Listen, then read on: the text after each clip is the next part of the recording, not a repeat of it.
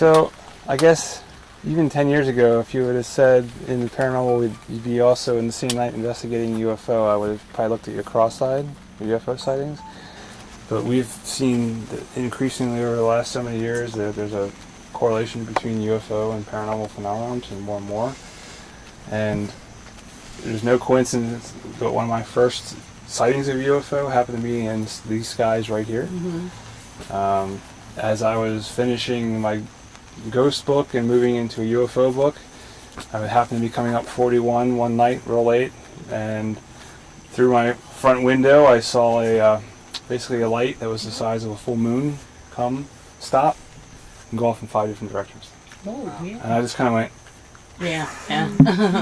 what? You know, just kind of blown away. And I had no idea, realizing where I was, that Schiffer was right here. And then through later discovery with Dinah and other folks who worked here in sightings, and then as Jerry and I my co-author, were researching more and more, and we started talking to folks that live up in this way, it's apparently a very common thing here.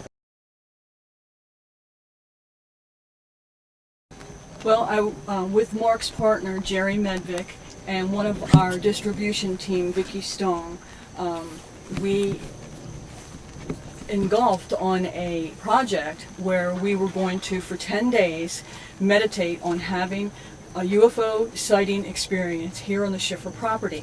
The reason we did this is because Jerry had investigated up in New York, and there was a New York group up there that had success doing this every time.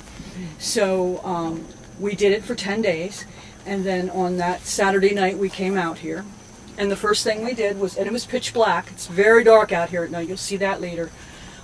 We parked, and Vicki walked out over to the pond, and she looked out right there towards the corner of the property there, up there, and there was a big orange orb light. Okay, and she said, "Look, they're waiting for us." And Jerry and I had just gotten out of the car, and we were over in there, and we walked over here, and that orb shot down south to that clump of trees that is there's a street back there, but right up in there. So that one shot there. The next thing you know, another one popped, another one, and they were doing acrobatics. They weren't going straight lines. They were moving around like this kind of stuff. We saw 19. Oh my God. And this went on for about 10 minutes. We were freaking out. You know, we were, oh my God, look at this. We tried to get photography. It came out black. That happens a lot when you're doing this kind of thing. So after that, they just started to whiz out one at a time, just boom, boom. And we went through all the things that you go through when you're investigating something like this. Is it an airplane? Is there any flashing lights? Is it a helicopter? Do we hear anything? It was silent. You couldn't hear anything. It was silent in this whole area. So after that, and by the way, it was a clear night. After that, we stood here by the pond and we said, wow, is that all there is? Is it done? Is it over? Mm-hmm. And this pond, it will, when the temperature changes and when the humidity changes and that kind of thing, it will fog up. It's very foggy down here. When the fog is out, it really settles down here. And a fog came up over from those trees. A fog bank came up on this pond, thick. And we stood there right by here, looking at it, saying, "Wow, look at this fog. Look how thick it is." The things you say when you're seeing things that are strange. All of a sudden, it sounded like a pack of about 30 dogs started barking.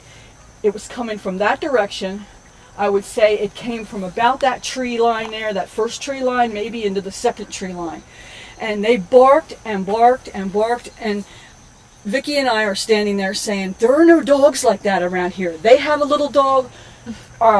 George, our dog from here, wasn't here. It was, these dogs were just barking horribly.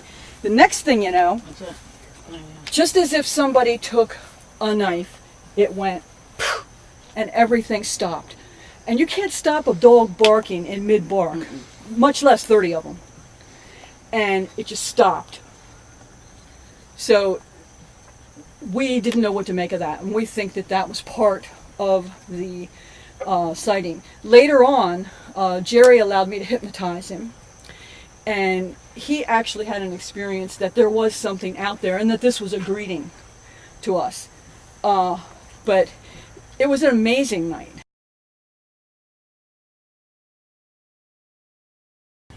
I was never so just uncomfortable is a word I could use to describe, because we decided to get a cabin in the campground 2 nights in mid-December. Because one of them we want to take advantage of, we want the least amount of people there as possible, and we figured, well, mid-December, week before Christmas, who's going to be camping besides us?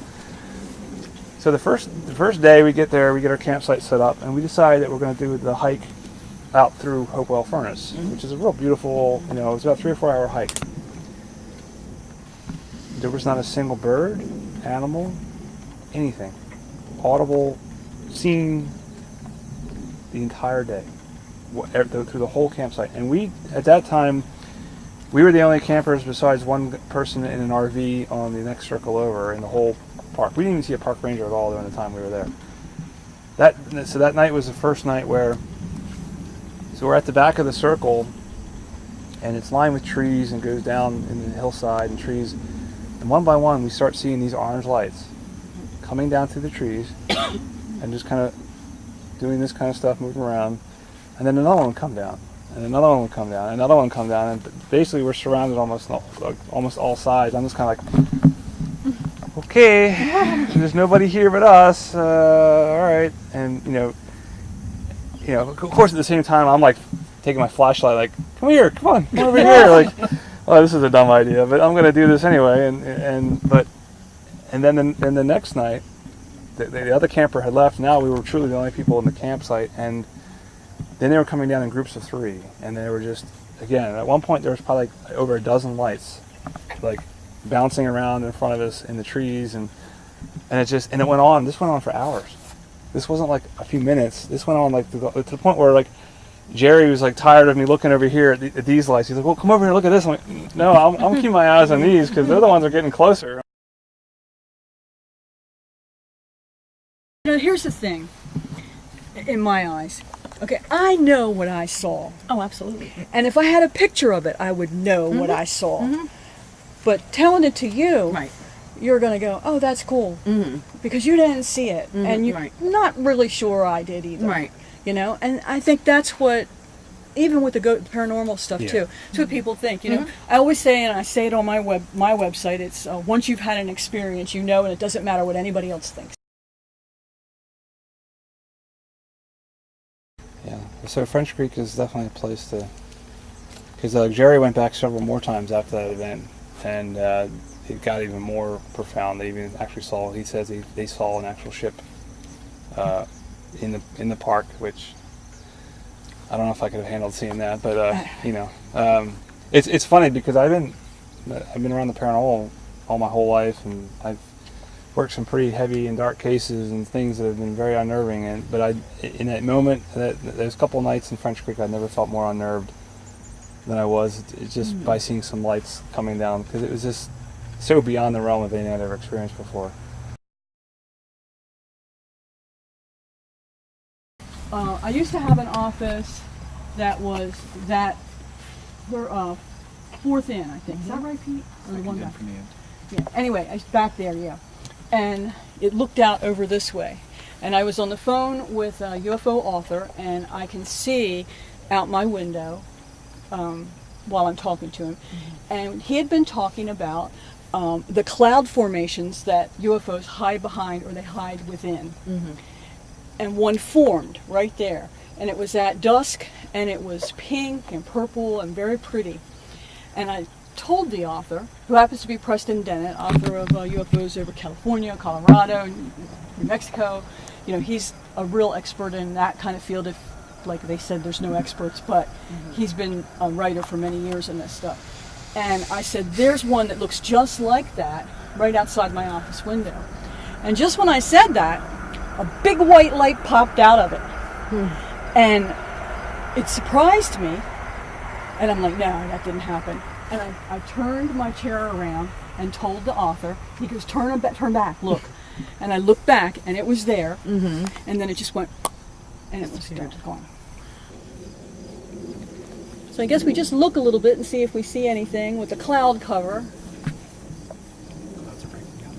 And I see for the airplanes, you can hear them here.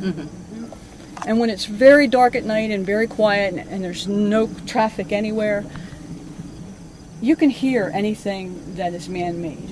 Right. And you can see their lights. And in the summertime, at night, on a clear night, this sky is filled to the brim with airplanes. And there's no mistaking the difference. Right.